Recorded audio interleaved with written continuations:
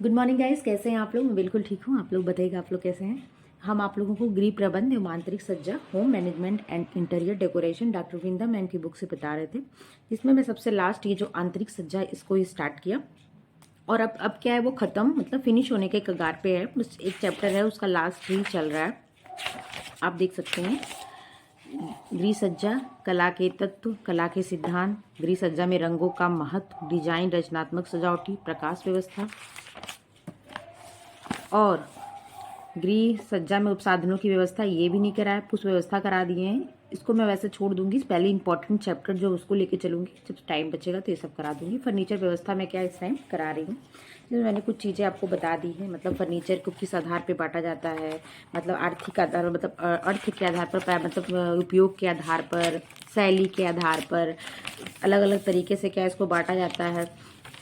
तो एक बार आप चीज़ों को देख लीजिए, तो देखने से क्या होता है, चीज़ें माइंड में फिर से मतलब चलने लगती है। तो आपको मैंने फर्नीचर व्यवस्था बताया था। फर्नीचर किसे कहते हैं, तो क्या होता है, किसे कहते हैं, मेज, कुर्सी, पलंग, बुकरैक, अलमारियां, तख्त, हार्ड, बेड, चारपाई, सोफा, बेंच, मोढ़ा, डेस्क आदि विभिन्न शब्दों में फर्नीचर का अर्थ घर के चलायमान उपकरणों से है। घर के चलायमान उपकरणों से है, जिसे क्या कहते हैं, जो सज्जा हेतु घर में, होटल में, निजी स्थानों में प्रयोग की आती है। जैसे मतलब फर्नीचर समझ लो लकड़ी के, और कह सकते हैं कि आजकल प्लास्टिक के जो उपयोग में लाए जाते हैं। ठीक है। फर्नीचर का महत्व, तो फर्नीचर का अत्यंत घरों में अत्यंत उपयोगी चीज़ है फर्नीचर। इसके बिना किसी घर का निर्माण होना मुश्किल होता है। जैसे दरवाजे, खिड़कियाँ, बैट्स वगैरह, हर चीज़ के लिए क्या होता है, फर्नीचर की ज़रूरत होती, चाहे वो जिस चीज़ की बनी हो। फर्नीचर का सबसे पहले उपयोग कहाँ किया गया, तो मिस्र में किया गया। फिर उसके बाद नंबर आता मतलब इसका उपयोग में, इसकी मतलब तारीफ, इसकी विशेषताएं क्या, तो कार्य क्षमता बढ़ाता है, श्रम एवं समय की बचत, आरामदायक रहन सहन की सुविधा के लिए चीज़ें आप समझ जाएंगे, आपको हमने बताया। फर्नीचर के प्रकार देख लीजिए, तो इसको क्या है, 3 भागों में बांटा गया। एक, फर्नीचर बनाने में जिन पदार्थों का उपयोग, मतलब पदार्थ के आधार पर बांटा गया।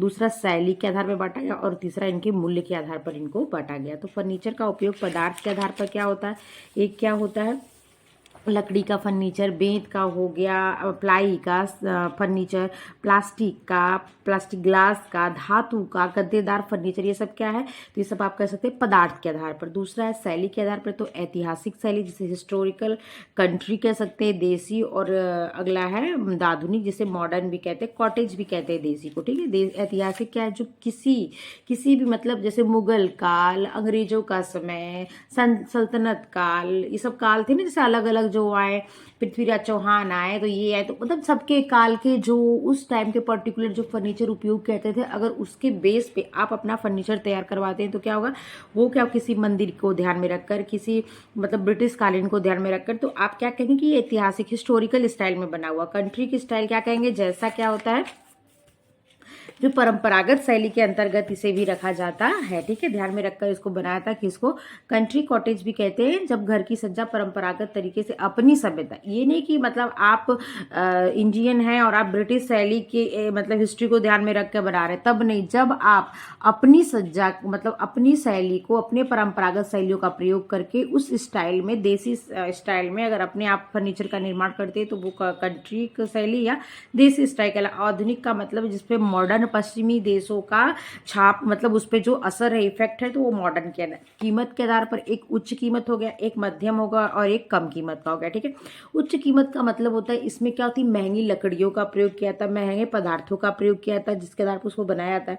मध्यम में क्या होता है, उसमें ऐसी लकड़ियों का प्रयोग किया जाता है जो मीडियम कॉस्ट की होती है, जो कोई भी वर्ग के लोग, मतलब जिसकी मिडिल फैमिली के लोग या जो थोड़ा ठीक ठाक है, वो उसका उपयोग कर सकते हैं, क्योंकि वो क्या होती है, ज़्यादा महंगी होती है ना, सस्ती होती है कीमत।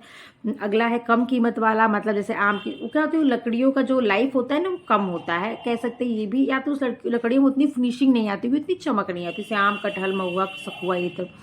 फर्नीचर का चयन करते समय ध्यान देने की बात है, तो सबसे बड़ी बात तो ध्यान देना कि वो मितव्ययिता को ध्यान में रख के बनाए। जितनी आपकी चादर, आपने उतना ही पैर फैलाया। ऐसा नहीं कि आप 5,000 कमाते हैं और 75,000 का क्या किया है, फर्नीचर ऑर्डर कर लिया, पूरे कर्जे में दब गए। ऐसा नहीं होना चाहिए। मितव्ययिता को ध्यान में रखकर, उपयोग के ध्यान में रखकर, स्थान को ध्यान में रखकर, मजबूती को ध्यान में रखकर, सुंदरता को ध्यान में रखकर, फैशन और शैली को ध्यान में रखकर और डिजाइन को ध्यान में रखकर क्या किया जाता है, फर्नीचर तैयार किया जाता है। ठीक है। आमतौर पर जो औसत फर्नीचर बनता है वो 5 फीट 5 इंच को ध्यान में रखकर बनता है। 6 फीट ऊंचा, 3 फीट का, सिंगल बेड की मैं बात कर रही हूँ, उसमें क्या होता है जो होता है 6 फीट चौड़ाई, 3 फीट क्या होती है, मतलब 6 फीट लंबाई कह सकते हैं और 3 फीट ऊंचाई होती है, सिंगल बेड की बात करें, ठीक है। इसके स्थायी और अस्थायी व्यवस्था को ध्यान में रखकर, जीवन चक्र की अवस्था को ध्यान में रखकर और इसके एक्सप्रेसिवनेस को भी ध्यान में रखकर क्या कहता है फर्नीचर खरीदा जाता है। व्यवस्था, फर्नीचर व्यवस्था के बारे में मैंने सारी चीज़ें बता दी। इसमें क्या होता है कला के तत्वों और सिद्धांतों का प्रयोग किया था, तभी ये चीज़ें सुंदर बनती हैं, ठीक है। मैंने कुछ चीज़ें आपको यहाँ तक बता दी हैं। मुझे बताना क्या है, तो मुझे लगता है आज बताना आपको विभिन्न कमरों में फर्नीचर की व्यवस्था, यही आज आपको बताना है। तो देख लीजिए, furniture arrangement in different rooms. बैठक कक्ष में कैसे फर्नीचर का उपयोग करते हैं। ड्राइंग रूम, बैठक कक्ष में अतिथियों का स्वागत, आवभगत व मेहमानबाजी किया जाता है। परिवार के सदस्य फुर्सत के क्षणों में बैठकर बातचीत करते हैं, मनोरंजन करते हैं और कई बार गंभीर मसलों को भी सुलझाते हैं। मतलब किसी टॉपिक पर क्या होता है, कोई सीरियस मैटर हो सकता है या ऐसे क्या करते हैं मसलों के लिए बात करते हैं, जिसमें क्या होता है फैमिली के सारे मेंबर होते हैं। तो वहाँ पे कैसे कह सकते कैसे फर्नीचर का उपयोग करते हैं, चलिए देख लेते हैं आगे।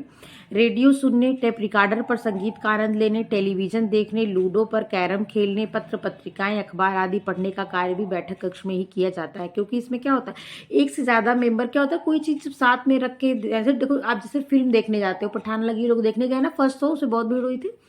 तो उसमें क्या था लोग क्यों जाते हैं साथ में देखने, क्या तो उनको मजा आता है। कोई अकेली चीज देखने में उतना नहीं, आप कोई मूवी है और जैसे होता है ना पूरा टाइम आप उस पर मिल के अगर देख रहे हैं तो आप उसको इंटरेस्टिंग बना सकते हो, उसको देखने में आपको मनोरंजन मिलता है अकेले होने की बजाय। लूडो खेलना, कैरम खेलना, ये आप अकेले खेल नहीं सकते, तो इसके लिए होता है बैठक कक्ष की जो आपका कह सकते हैं लिविंग एरिया होता है, लिविंग रूम कहते हैं, उसमें क्या होता है ये सब चीजें की जाती है। कई बार आवश्यकता पड़ने पर बैठक कक्ष का उपयोग ऑफिस अथवा क्लिनिक के रूप में भी किया जाता है। अतः बैठक कक्ष में फर्नीचर की व्यवस्था सुंदर, आरामदायक, लुभावना, मनोहारी एवं सुविधाजनक होना चाहिए, ताकि सौंदर्यता के साथ ही कार्यात्मकता के उद्देश्यों को भी पूर्ति हो सके। बैठक कक्ष को सुव्यवस्थित एवं सुसज्जित करने के लिए सोफा सेट, पढ़ने लिखने के लिए अत्यंत मेज एवं कुर्सियां, पुस्तक रखने के लिए अलमारियां जिसमें कांच लगा हो, बुक रैक, कॉर्नर टेबल, लकड़ी का तख्त या दीवान होनी चाहिए। इसके अतिरिक्त 7 से 8 आरामदायक कुर्सियां एवं सुंदर व आकर्षक मूढ़े होने चाहिए। मेज में दरारें होनी चाहिए ताकि आवश्यक कागजातों को उसमें उपस्थित करके रखा जा सके। साथ ही table lamp, corner table, tape recorder रखने हेतु उपसाधन आदि की भी व्यवस्था की जानी चाहिए। कुर्सियां हल्की परंतु मजबूत एवं टिकाऊ होनी चाहिए। जैसे आजकल चलिए फाइबर की कुर्सियां आप यूज करते हैं ना, वो हल्की होती है, जहां भी चाहे उसको रख के यूज कर सकते हैं, छत पे मन करे वहां बैठ, कहीं भी मन करे बैठ सकते हैं, ताकि आवश्यकता होने पर आसानी से उठाया जा सके। फर्नीचर की सज्जा इस तरह से की जानी चाहिए जिससे कि आकर्षण केंद्र बने। आमतौर पर बैठक कक्ष सभी कमरों में बड़ा होता है, अतः इससे फर्नीचर की संख्या इतनी होनी चाहिए ताकि 6 से 8 व्यक्ति आराम से बैठ सके। जो बड़ा वाला दीवान सोफा वगैरह आता है, इसीलिए क्या होता है वो लिविंग एरिया में रखा जाता है। जो आपका ड्राइंग रूम होता है उसमें सब चीजों को रखा जाता है। फर्नीचर सुंदर, आकर्षण, मोहक एवं आरामदायक होना चाहिए। फर्नीचर का रंग इस तरह का होना चाहिए जो जल्दी गंदा नहीं हो। फर्नीचर यदि सजावटी है तो अन्य उपसाधन तथा पर्दे, कुशन, कालीन, दरी, बेड कवर आदि सादे डिजाइन के होने चाहिए। परंतु यदि फर्नीचर सादे डिजाइन का है तब उपसाधन सजावटी होना चाहिए, इससे सज्जा खिल जाती है। बैठक कक्ष में radio, VCR, VCD, gramophone, telephone आदि रखा गया है तब उन्हें रखने हेतु आवश्यक फर्नीचर की व्यवस्था की जानी चाहिए। वे क्षेत्र जहां मनोरंजन के साधन है उसके आसपास 4-5 कुर्सियां अथवा मूढ़े रखे जाने चाहिए ताकि परिवार के सदस्य मनोरंजन का आनंद उठा सके। यदि फर्श पर बैठक मनोरंजन का आनंद उठाना है तब कालीन, दरी, चटाई, पट्टियां बिछा देनी चाहिए। पट्टियां मतलब टाट जिसे कहते हैं, चटाई की तरह ही होता है पर पतली होती है।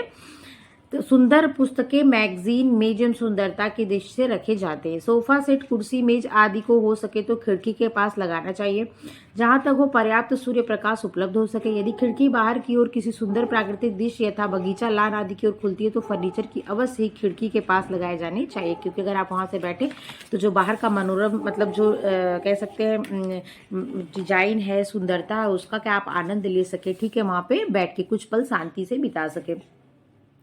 हाँ, इतना अवश्य ध्यान रखें अध्ययन क्षेत्र मनोरंजन अथवा वार्तालाप से दूर होना चाहिए। पढ़ने लिखने में बाधा नहीं पहुंचे। बैठक कक्ष में फर्नीचर व्यवस्था को 15 दिन या 1 माह में क्या करना चाहिए, माह में एक बार अवश्य बदल देना चाहिए। कमरे में आकर्षण, ताजगी, नवीनता एवं विविधता बनी रहे। शयन कक्ष, बेडरूम। शयन कक्ष पूर्ण विश्राम का कक्ष होता है। आपने अभी तक क्या देखा, लिविंग रूम या डाइनिंग रूम देखा, ठीक है। उसमें क्या होता है, ज़्यादा लोग बैठते हैं, इसलिए क्या होता है, जो आप सोफ़ा लगाओ उसकी साइज़ क्या होनी चाहिए, बड़ी होनी चाहिए। उसमें आप ऐसी कुर्सियाँ लगाओ जिसको यहाँ ट्रांसपोर्टर कर सकते हैं, जिसको एक स्थान से दूसरे स्थान तक आराम से उठाया जा सके, या व्हील चेयर जो यूज़ करते हैं उस टाइप का कुछ हो, ठीक है। अगर आपकी खिड़की बाहर की तरफ खुलती हो, उधर कोई मनोरम दृश्य है, प्राकृतिक दृश्य है, पेड़ पौधे बगीचे हैं, तो आपको वहाँ पे भी व्यवस्था करनी चाहिए, सीटिंग की, बैठने की व्यवस्था वहाँ पे भी करनी चाहिए, जिससे क्या होगा, लोग क्या हो, कुछ पल शांति के साथ, प्रकृति के साथ बिता सके इसे। लेकिन जो आपका स्टडी रूम है वो क्या होना चाहिए, इन सब मनोरंजन, इन वार्तालाप से क्या होना चाहिए, दूर होना चाहिए। वो बात हुई इनकी सफाई की, इनकी व्यवस्था चेंज करने की, तो 15 दिन या 1 माह पे इनकी व्यवस्था को बदलते रहना चाहिए। उससे क्या होगा, नवीनीकृत रहेगा, कुछ नयापन दिखेगा, ठीक है। और आपको क्या होगा, अट्रैक्ट करेगा, क्योंकि एक ही चीज़ अगर बार बार कहते हैं ना, एक रूपता कहते हैं ना, हार्मनी जिसे कहते हैं, अगर वही चीज़ रहे तो क्या होता है, चीज़ें मतलब उबाऊ हो जाती है, बोरियत हो जाती है। लेकिन क्या होता है, चीज़ों को एक के बाद लगाया, लय में चीज़ें हों, चीज़ें बदल रही हों, तो क्या होता है, इंटरेस्टिंग होती हैं, आपके मन को आकर्षित करती हैं। दूसरा नंबर है शयन कक्ष, जिसे बेडरूम कहते हैं। शयन कक्ष पूर्ण विश्राम का कक्ष होता है। शयन कक्ष किसका कक्ष होता है, पूर्ण विश्राम का कक्ष होता है।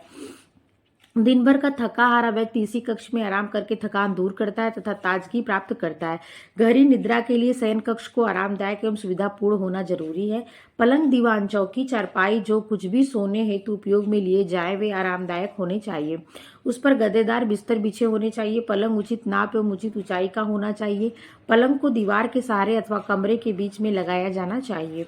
बीच की अपेक्षा कोने में पलंग लगाने से रिक्त जगह की काफी बचत होती है, जिसका उपयोग अन्य कार्य हेतु किया जा सकता है। पलंग के सिरहाने पलंग के ऊंचाई के बराबर ही एक छोटी सी मेज होनी चाहिए। यदि पलंग में बॉक्स बनवा दिए जाए तो इनका उपयोग बिस्तर, रजाई, कंबल व अन्य घरेलू सामानों को रखने में किया जा सकता है।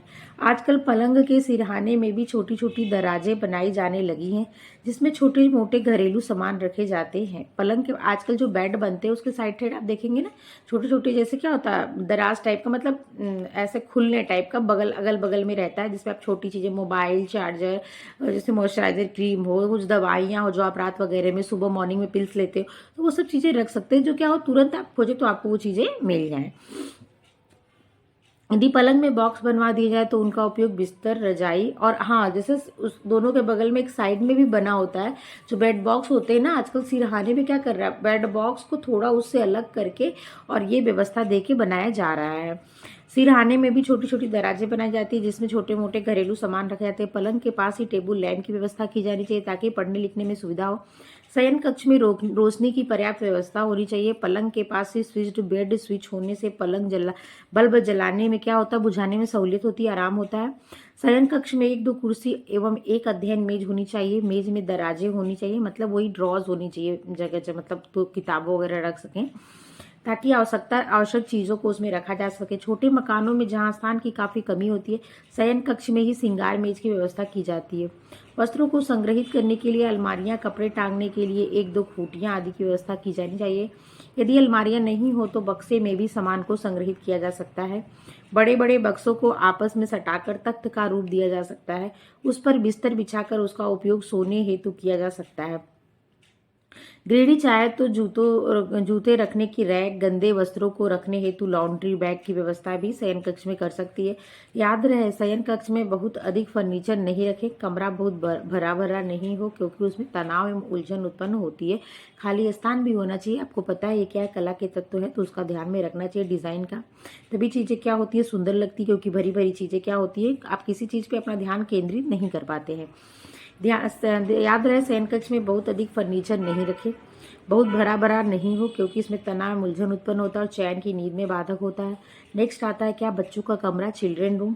बच्चों के कमरे में फर्नीचर व्यवस्था बालकों की उम्र के अनुसार होनी चाहिए। इनके लिए वैसे फर्नीचर का उपयोग किया जाना चाहिए जो उनकी ऊंचाई एवं उम्र के अनुसार हो तथा जिससे उन्हें पूर्णतः आराम मिलता हो। बच्चों के खिलौने, किताबें, कापियां, वस्त्र आदि रखने हेतु कम ऊंचाई की अलमारी होनी चाहिए, ताकि बच्चा अपने मनपसंद वस्तुओं को रख उठा सके। बड़े बालकों के लिए कक्ष के अध्ययन होती कुर्सी एवं मेज होनी चाहिए। मेज में दराजें होनी चाहिए, कपड़े टांगने की खोटी एवं एक दर्पण होना चाहिए। दर्पण के पास ही एक मेज होनी चाहिए, जिसमें कंघी, तेल, पाउडर एवं अन्य सौंदर्य प्रसाधन रख सके। अध्ययन मेज खिड़की के पास होनी चाहिए ताकि पर्याप्त मात्रा में प्राकृतिक प्रकाश पहुंच सके। अध्ययन कुर्सी और मेज की ऊंचाई बालक की ऊंचाई के अनुरूप होनी चाहिए ताकि पढ़ने लिखने में सुविधा रहे। अनुपयुक्त कुर्सी डेस्क मेज होने से बालकों में बैठने के आसन में सिटिंग पोस्चर में दोष एवं विकृति रहती है, क्योंकि वो बालक है ना, उनके शरीर को जैसे ढालेंगे वो ढल जाएगी। उनकी क्या है, अस्थियां क्या है, अभी मैच्योर नहीं हुई हैं, तो वो क्या होता है कि अगर आप उनका मतलब उनका पोस्चर नहीं सही रखेंगे, उनके सिटिंग जो तरीका है वो नहीं सही रखेंगे, क्या वो विकृति हो जाएगा, जिससे उनका व्यक्तित्व आंखें खराब हो सकती हैं। आंखें खराब हो सकती है। यदि बालकों को जमीन पर बैठकर पढ़ाने की व्यवस्था है तब फर्श पर बैठने के लिए पट्टियां, दरी या आसन की व्यवस्था। मेरा गुगलू आ गया, गुगलू। व्यवस्था की जानी चाहिए। देखिए ध्यान रखिएगा, बच्चों की जो पढ़ने की मेज होती है उसकी ऊंचाई कितनी होनी चाहिए, 20 से 25 सेंटीमीटर होनी चाहिए।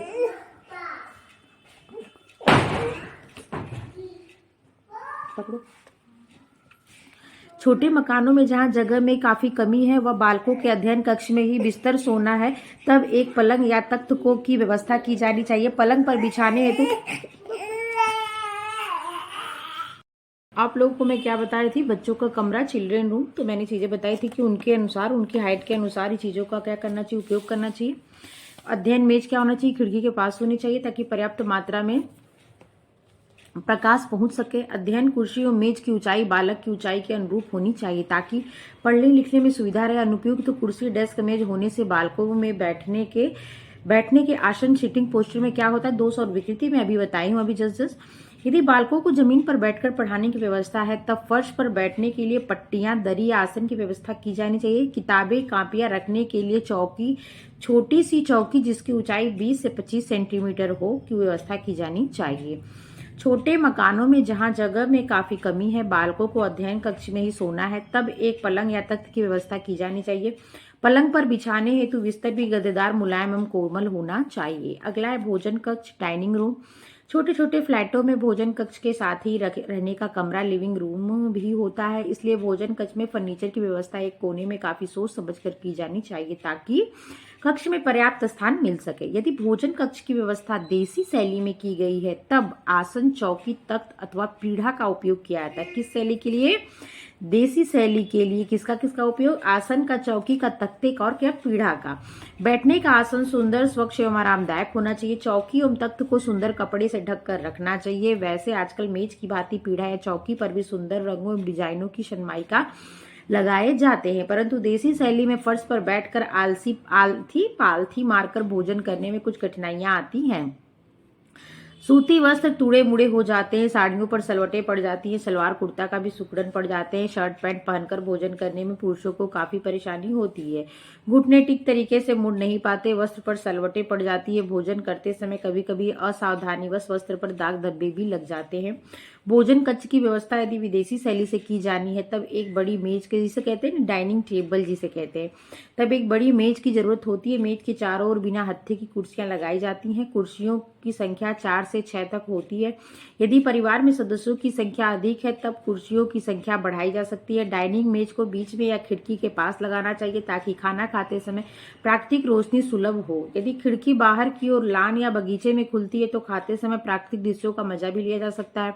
मेज स्वच्छ, सुंदर, मजबूत एवं आकर्षण होनी चाहिए। मेज पर सनमाइका अथवा मोटे कांच का ग्लास भी लगाया जा सकता है, परंतु कांच वाली मेज की देखभाल अत्यंत सावधानी पूर्वक की जानी चाहिए, अन्यथा इनके टूटने का भी भय रहता है। मेज पर सुंदर रंग और आकर्षक डिजाइन का मेज पोस्ट बिछा देना चाहिए। वैसे आजकल ग्लास फाइबर या प्लास्टिक की मेज पोस्ट काफी लोकप्रिय है।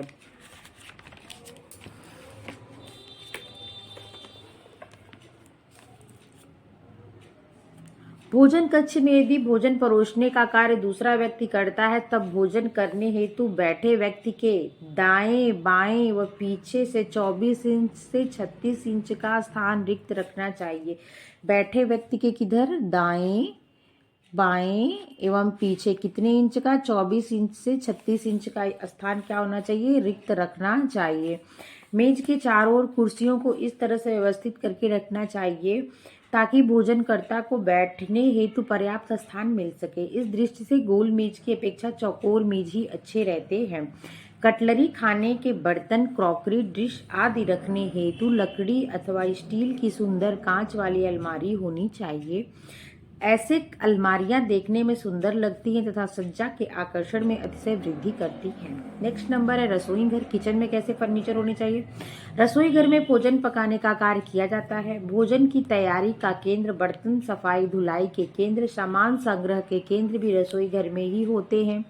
गृहिणी का अधिकांश समय रसोई घर में ही व्यतीत होता है। परिवार के सभी सदस्यों के उत्तम स्वास्थ्य का निर्धारण करने में रसोई घर अमूल्य भूमिका निभाता है। इसलिए रसोई घर में फर्नीचर की व्यवस्था को नजरअंदाज नहीं किया जा सकता। रसोई के कार्यों को सरल, सुगम एवं आसान बनाने के लिए जालीदार अलमारी, ऊंची स्टूल, पटरे, चौकी या पीढ़ा होना चाहिए।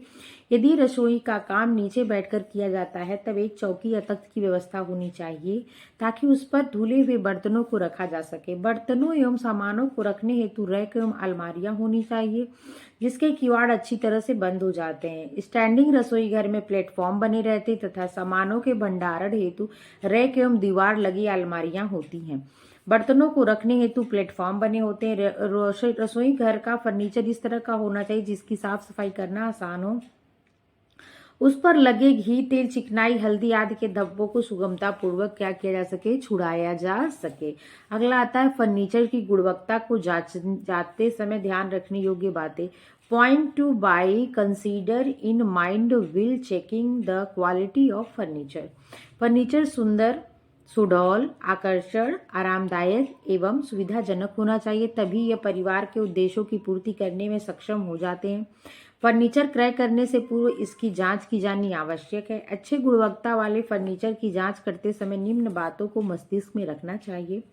फर्नीचर की बनावट की जांच की जानी चाहिए। फर्नीचर के प्रत्येक जोड़ों की जांच करनी चाहिए। यदि फर्नीचर लकड़ी के बने हैं तब यह जांच जरूरी है कि ये मजबूत लकड़ी के बने हुए हैं अथवा नहीं, कहीं इसमें घुन, दीमक, कीड़े तो नहीं लगे। यदि फर्नीचर में छिद्र दिखे तो फर्नीचर भूल कर भी नहीं खरीदें क्योंकि इनके भीतर लकड़ी के कीड़े होते जो फर्नीचर को खाकर नष्ट कर देते हैं। लकड़ी के बने फर्नीचर के कोने अच्छी तरह से रेगमाल, सैंड पेपर से रगड़े हुए होने चाहिए। धातु के बने फर्नीचर का जंग एवं रगड़ नहीं होने चाहिए। जो धातु के हों उनमें जंग नहीं होनी चाहिए या किसी चीज से रगड़, मतलब ना कहीं खोंच वगैरह लगने की वो नहीं होनी चाहिए। कपड़े में कपड़ा फट के फट जाता है या कहीं स्किन वगैरह लग गया तो छिल जाता है। नंबर तीसरा, अलमारियां, रैक आदि की किवाड़ भली भांति बंद होने चाहिए। इन्हें खोलते व लगाते समय चरमराहट की आवाज नहीं होनी चाहिए।